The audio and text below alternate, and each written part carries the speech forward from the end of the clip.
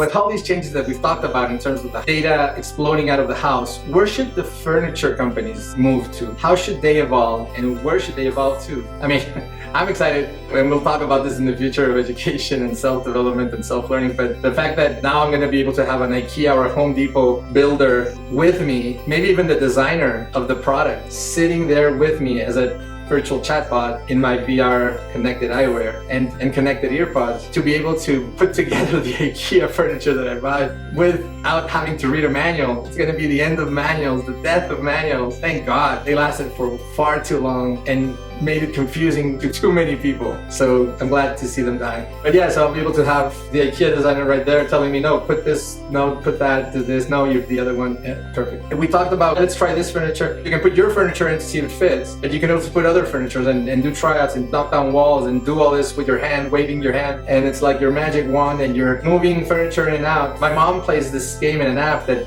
you know, she's basically designing with real items in an animated world, and she's designing all these homes and she loves it. And I got on it and it's addictive. You're like an interior designer, and there's similar apps that, you know, you can be the architect, you can be the interior designer. Literally, like taking that to the virtual world, it's going to be an unbelievable experience. But what should IKEA do? If you're the CEO of IKEA, what should he or she do right now to figure it out? Because should they stop investing in stores, these huge stores in the middle of urban centers, and allow all their money into animation and creating these holographic experiences so that they can be those and buy those apps right now so that they can centralize all of that and basically develop the skill set required to be able to flick your magic wand finger and have furniture come in and out and up and down? And or should they continue buying stores and developing their stores right now as they have cash, let those assets appreciate because they're going to be in urban centers that are going to continue growing and developing, and when the time comes, those stores then get converted. There's going to be a small warehouse and the rest can be parks and theaters, and they can or sell them and monetize them. They can do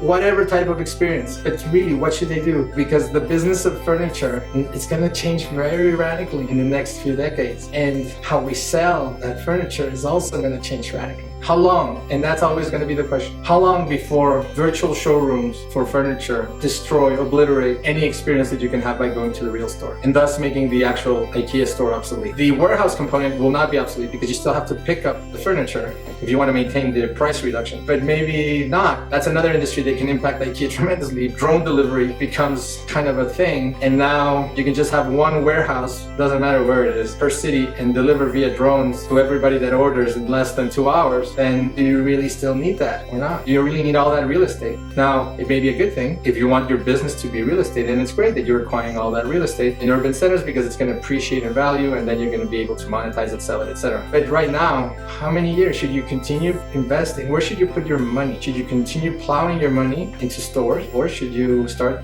developing your virtual capabilities in a major way, like buying an animation studio, literally, and start creating apps? And I would venture to say this: if IKEA doesn't have the coolest app where you go in and you create and you design and you put in and you can visualize, if they don't have that already and it's like the coolest app ever, then how are they going to get into the virtual world? Because my mom wasn't playing in the IKEA app, she was playing in this other furniture app. So again, future, time will tell, and it's going to be an exciting one, that's for sure.